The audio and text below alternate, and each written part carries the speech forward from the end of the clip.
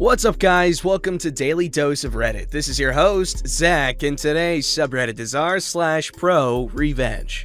Alright, this story is called Revenge on My Abusive Mother. She never knew it was me responsible for the clink. This happened in 2004 when I was 14. A bit of backstory before I begin. My mother is not a good person. She was abusive verbally for most of my life until I was 14, when her abuse turned physical. Because of her abuse, I came up with creative ways to punish her in my own petty ways, like tampering with her food and dunking her toothbrush in the toilet every day. Heyo, this story is one of my better petty revenges towards her, and the one that annoyed her the most. I talked to my friends about the things she did to me, and although I appreciated the advice to go to the police, I knew that wouldn't work. My mother is very convincing when she wants to be, and every other time I went to the police, they never believed me. Oh, that's horrible. One of my friends, who we'll call Tom, gave me a brilliant idea that would annoy her to no end, but wouldn't get me in trouble. His dad is a mechanic, so Tom knows his way around a car. After school that day, I went with him to his house. He showed me a place underneath the car, between the top of the front wheel and the side of the engine, and told me what to do. Bring on the pettiness. I had to wait a few days to enact my revenge, but the day finally arrived. My mother and my sister left the house to ride their horses, which gave me plenty of time to do what needed to be done. The next day, I went with my mom and sister to do grocery shopping, and I was elated to hear the product of my labor as the car started to drive down the driveway. Clink, clink, clink. I can't do good clinks, I'm sorry. Yes, dear readers, I attached a rock to the end of a string inside the car that made a loud clink sound every few seconds when the car was moving. What the heck is that? No idea. Maybe you should get the mechanic to have a look at it. Remember how I said that Tom's dad is a mechanic? Well, he's the only mechanic in the town we lived in, and Tom made sure to tell his dad about the things my mother did to me. Needless to say, he was on my side. So after we'd done our shopping, we stopped at the mechanic so they could look at it and fix whatever needed fixing. As we arrived at the mechanic, Mom said, "Hi there.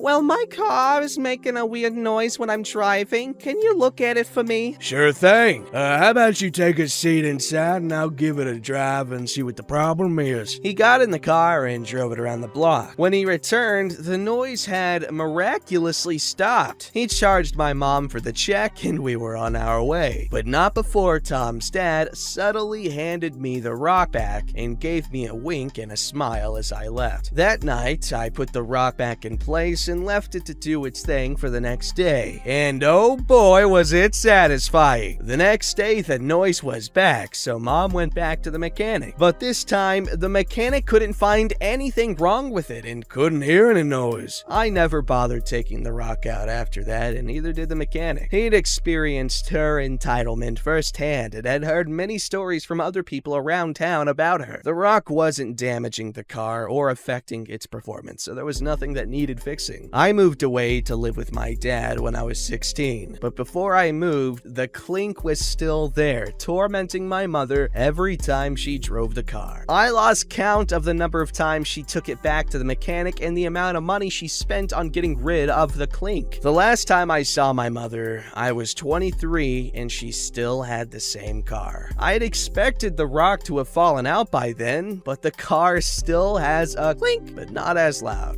First of all, glad you got out of that situation, buddy. Sucks, but really creative revenge. Really, that's really funny. Also, your friend's dad is really cool. Yeah, that's it. Alright, this story's called Relatives Lose Everything Because They Were Too Stupid to Keep Their Mouths Shut. I can relate. A bit of context here. I work as a lawyer for an excellent and famous law firm here in northern Italy. Heyo, Italian bro, what's up? My family went through some tough times. In the last 9 years, we had to face a brutal divorce with my dad having depleted every single cent he could. One of my aunts was brutally murdered because of a €150 cautionary deposit, my granddad was diagnosed with cancer, and some other funny stuff in the middle. Because of that, our bonds became stronger and stronger. I must say that with my family, I mean my mother, her parents, and my 2 aunts. This year, COVID-19 managed to take away both my aunts. I love them to the moon and back, and one of them was married to a complete douchebag. He always considered himself to be better and smarter than anyone else, and so were his relatives. My aunt and her husband, I straight up refuse to call him uncle, lived in a huge house, and so did his brother with her wife, or his wife and son. He died around 7 to 8 years ago, and he left almost everything he could to just his brother and his family, completely ignoring my family because, oh, P's granddad is already rich, why should I leave anything to his daughter and grandson? Basically, this year my aunt lost to COVID. I was grieving since I really loved her and cared about her, and I already lost another aunt prior. When the notary called us to read the will, both my mother and I came out completely astonished. She left us just a few things, even though she always said she would have left us basically everything. I don't need the money involved that much, as I already inherited from my other aunt, and my job pays me really well. But my mom always had to struggle, financially speaking. It would have been a huge help since she doesn't want anything from me. I tried to give her some money in the past, but she always sent it back, being as stubborn as she can be. As we walked out, I pulled my cousin by my side to ask him just one thing. Hey, cousin!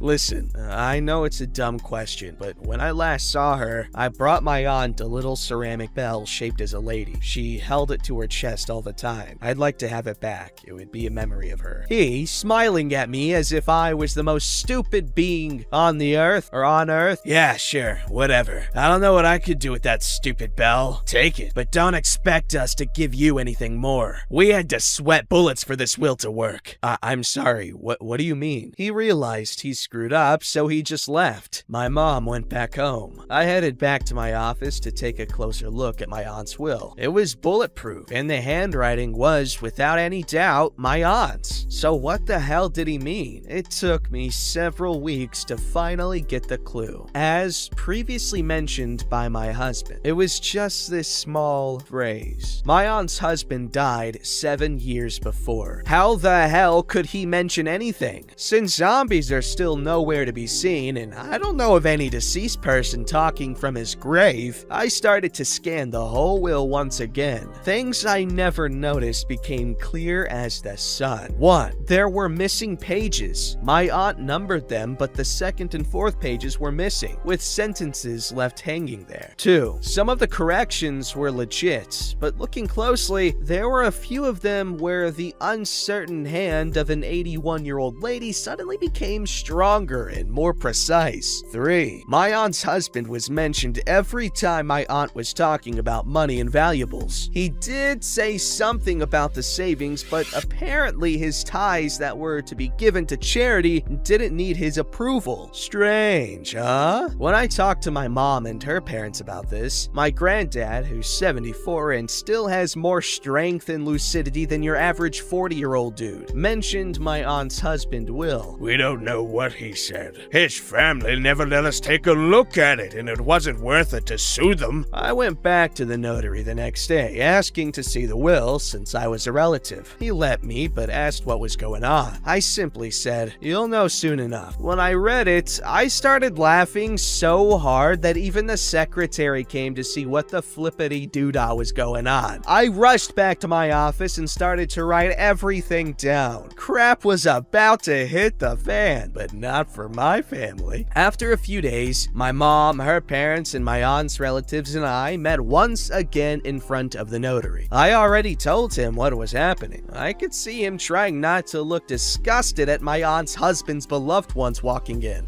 We are all here. Apparently, OP has some things to discuss with us concerning inheritances. You could hear a pin drop a mile away. I stood up and opened my bag. My family was smiling. My relatives were staring daggers from their eyes. What? As we all know, Auntie left everything to you. Nothing's wrong here, as she didn't have any direct relationship with anyone in this room. What is wrong is the reason behind it. I handed a copy of the will to everyone, with some parts being highlighted. As you can see, pages are missing. Some corrections are different, to say the least. But most importantly, my uncle is cited quite often. This led me to his will. At this point, my relatives turned whiter than snow. My cousin tried to stop me, telling me I couldn't possibly use my uncle's will as more than 5 years passed. The notary told him that I totally could, as the allowance to contest a will is 10 years. He kept silent. He left to my aunt everything he had if she would have left it to you as she died. You see, in our state, it's not legal to make such a kind of contract. So I want to let you know that you just lost all your rights on my uncle's will, and you are all to be sued for false declaration and public deed and attempted fraud. They started screeching and screaming, calling me names and wishing me an obviously pleasant and late death. All because one of them wasn't clever enough to shut his mouth. Now they lost everything they had, since their farm, their money, their house, their cars were all my uncle's. They have been forced to leave the house they were living in. All their bank accounts have been blocked, and even their farm had to be closed since it was also my uncle's previous activity. Since the corrections they made were actually very precise in some items, jewelry, ingots, cash, are now mysteriously missing. They even have to pay for an equal value. They had a little empire, but managed to lose everything over greed and stupidity. Ladies and gentlemen, please listen to me. If you want to screw with someone, at least have the courtesy of not doing it with a lawyer. That's probably good advice. Like, you don't poison a doctor. I mean, that actually might work. I mean, don't.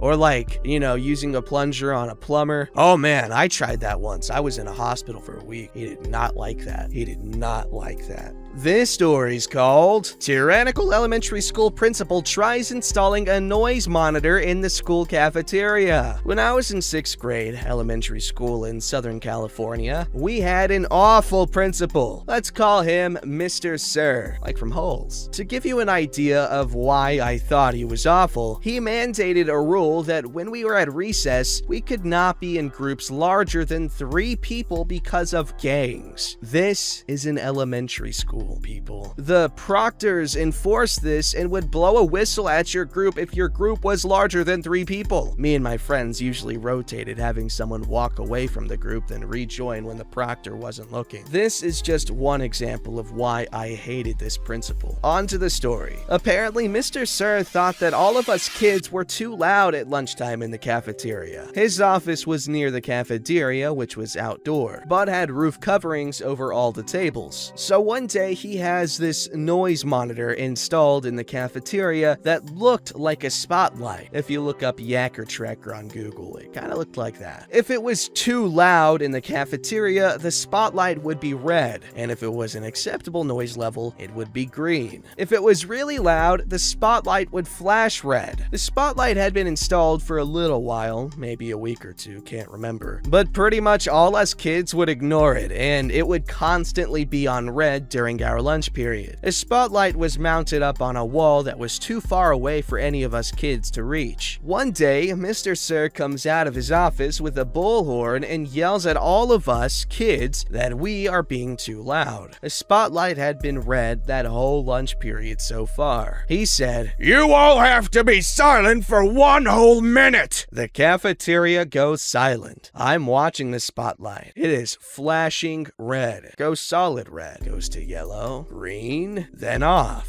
Then it crashes to the floor. The whole cafeteria erupts with laughter, and Mr. Sir sourly walks back to his office. The spotlight monitor was removed and never spoken of again. I have no idea why or how the spotlight crashed to the floor, but I like to think it was just karma getting back at Mr. Sir. Haha, that's like really stupid. You want kids to have lots of friends. What the hell? Like, people are weird, dude. People are weird. Alright, this story is called Cheating Ex Gets Screwed Over. Been a bit of a wild 5 days, but I don't know where else to post this, so I'm assuming this is the right subreddit. I didn't carry out the revenge, but the man doing so did illegally, and police reports have been filed and everything. I'm more just getting joy out of her being destroyed and the inconvenience. 5 days ago, I get out of the shower and look down at my phone and see I have a random Facebook message from some girl I don't know. Little did I know this would turn my whole life upside down, as I have been dating this person for almost 2 years. Oh, this guy says hi. I just found out about you, but I have to tell you something about your girlfriend. He says they have been dating for 2 months. She's been over to see him for a week. She told me she was staying at her grandparents'. It's where she grew up. I got proof with messages such as her telling him that I love you, I'm going to move in with you, and some pics that were of a naughty variety. She admitted everything, but said it was a mistake, but I had to end the relationship and she moved out the next day. I've been getting messages of regret the past couple of days that I've had to ignore, but the last message said the bloke had taken $600 out of her bank without her knowledge to buy something online. Now she's made a report and is getting the money back, but I just thought it was funny that after all that, she's lost me, him, and he's trying to rip her off. Damn, serves her right. That was funny. She plays him and then he freaking takes $600 from her. Don't forget to like, subscribe, and hit that bell to never miss an episode.